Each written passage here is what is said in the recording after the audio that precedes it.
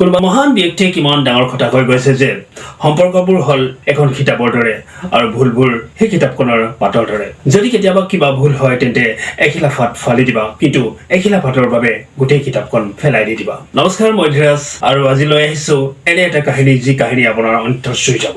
কাহিনীটো এটা দুখীয়া পৰিয়ালৰ যি পাঞ্জাৱৰ এখন সৰু গাঁৱত বসবাস কৰিছিল। সৰু পৰিয়াল, 3টা সদস্যৰ পতি পত্নী আৰু এজনী ছোৱালী। পৰিয়ালটো আৰ্থিক অভাৱত ভুগি আছিল।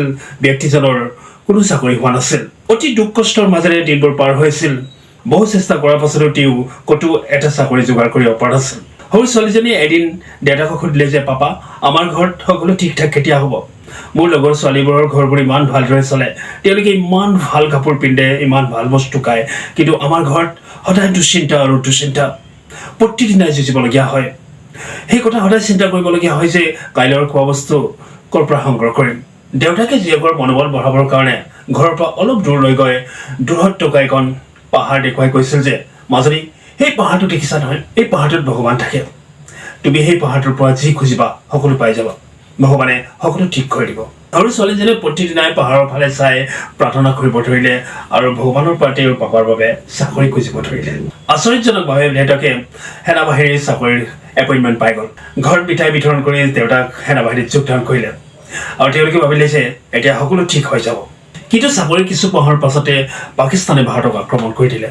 সৈনিক দেউতাকে যুদ্ধ কৰিবৰ বাবে ঘৰৰ পৰা বিদায় লৈ ওলাল। তেতিয়া সৰু ছোৱালীজনীয়ে দেউতাকক ক'লে যে পাপা, নাযাবা, মই ইমান বেয়া যে আপোনাৰ বাবে এনে চাকৰি খুজিলো যি চাকৰি আপোনাৰ প্ৰাণ সংকটত পেলালে। পাপা, নাযাবা, আমাৰ লগত থাকা। এই বুলি কান্দি কান্দি ছোৱালীজনীয়ে দেউতাকক ৰখাব ধৰিলে। দেউতাকে ক'লে, মাজনী, মই যাব লাগিব। এই ভাৰত ভূমি আমাৰ মা, আৰু মাৰ বাবে মোৰ প্ৰাণ আহুতি গ'লেও মোৰ একো আক্ষেপ নাথাকিব। দেউতাকৰ দুচকু চকুৰে ভৰি পৰিছিল। সৰু ছোৱালীজনীয়ে দেউতাকক ক'লে যে পাপা, মোৰ বাবে এটা কাম কৰি দিবা। সেই যে পাহাৰখনত ভগৱান থাকে, তেওঁক এই চিঠিখন দি দিবা। মোৰ বাবে মাথো এই কামটো কৰি দিবা। দেউতাকে অলপ বেছিকৈ হাঁহি ভাবিলে যে ছোৱালীজনীয়ে সঁচাকৈ ভাবি ল'লে যে তাত ভগৱান আছে। দেউতাকে চিঠিখন বেগত ভৰাই ঘৰৰ পৰা ওলাই গ'ল। বাকী সৈনিক বন্ধুৰ সৈতে তেওঁ যুদ্ধৰ বাবে ৰাওনা হ'ল। পাহাৰৰ ওপৰলৈ তেওঁলোক বগাই গ'ল। পাহাৰৰ ওপৰলৈ গৈ থাকোঁতে শেষ পোষ্ট অফিচটো পাইছিল।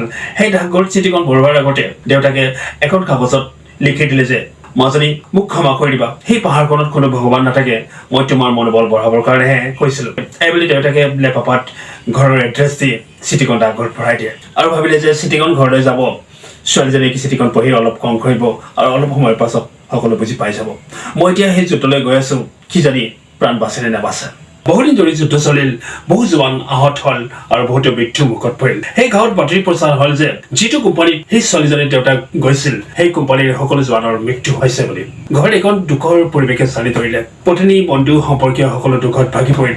ছোৱালীজনীয়ে বহুত কান্দিলে আৰু ক'লে যে ভগৱান, তুমি ইয়াক কি কৰিলা? মোৰ পাপাক মোৰ পৰা কাঢ়ি ল'লা। তাৰ 4 মাহৰ পিছত এজন দুৰ্বল পাতলা ব্যক্তি আহি সেই ছোৱালীজনীৰ ঘৰৰ পৰিলক্ষিত হল। মানুহজনৰ দেহাৰ অৱস্থা একেবাৰে বেয়া আছিল। এনে লাগিছিল যেন তেওঁক কোনোবাই খুব মাৰপিট কৰিছে। ছোৱালীজনী চিনি পালে। দৌৰি গৈ ব্যক্তিজনক সাৱটি ধৰি কয় যে পাপা, তুমি উভতি আহিলা। ছোৱালীজনী দেউতাকক শত্ৰুৱে বন্দী কৰি খুব মাৰপিট কৰিছিল। 4 মাহৰ পিছত তেওঁ কোনোমতে প্ৰাণ বচাই পলাই আহি ঘৰত উপস্থিত হৈছে। মাক জীয়েক আৰু দেউতাকৰ মিলন হৈছিলহে। তেনেতে তাত 4ৰ্থজন ব্যক্তি আহি ওলাল। ব্যক্তিজন আছিল ডাকঘৰৰ পিয়ন। পিয়নজনে ক'লে যে ওপৰত ডিউটি চলি থকাৰ বাবে চিঠিবোৰ আনোতে পলম হ'ল। পিয়নজনে এখন চিঠি উলিয়াই ব্যক্তিজনক দিলে। চিঠিখন সেয়াই আছিল যি যুদ্ধৰ ফলত তেওঁ ঘৰলৈ উভতাই পঠিয়াইছিল আৰু তাত তেওঁ লিখিছিল যে মাজনী, মোক ক্ষমা কৰি দিবা। সেই পাহাৰখনত কোনো ভগৱান নাথাকে, মই মাথো তোমাৰ মনোবল বঢ়াবৰ কাৰণেহে কৈছিলো। ব্যক্তিজন কান্দি আছিল। ইমান দিনৰ মূৰত তেওঁ মৰমৰ জীয়েকক দেখিবলৈ পাইছিল। সেই ইমোচনেল মুহূৰ্ততে তেওঁ চিঠিখন খুলিলে আৰু পঢ়িব বিচাৰিলে যে তেওঁৰ মৰমৰ জীয়েকে ভগৱানৰ পৰা কি খুজিছিল। সৰু ছোৱালীজনীয়ে চিঠিখনত লিখিছিল যে হে ভগৱান, মোৰ পাপাক যুদ্ধৰ পৰা ভালে কুশলে উভতাই পঠিয়াই দিবা। দেউতাক যদিও দুৰ্বল হৈ আহিছিল, কিন্তু কুশলে উভতি আহিছিল। দেউতাকৰ দুচকুৰে চকুলো বৈ আহিছিল ক্ৰমান্বয়ে।